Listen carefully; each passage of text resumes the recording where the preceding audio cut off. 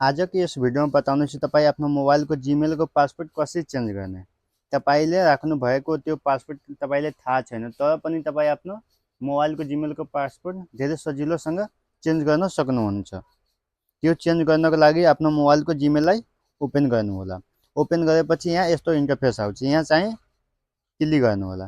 Click गरेपछि यहाँ click गर्नु होला। त्यसपछि यस्तो इन्टरफेस आउँछ। अलि तल आउनु होला। आएपछि यहाँ गुगल पासवर्डमा क्लिक गर्नु होला।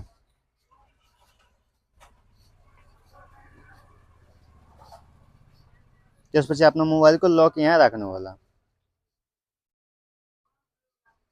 लक राखेपछि यस्तो इन्टरफेस आउँछ। पहिला जुन अहिले पासवर्ड राख्नुहुन्छ, पहिलाको पासवर्ड तपाईँले थाहा छैन, तर चेन्ज गर्नको लागि अहिले तपाईँलाई दिइरहेछ कि यहाँ तपाईँ नयाँ पासवर्ड राख्नु हो। यहाँ लेखेको छ नयाँ पासवर्ड।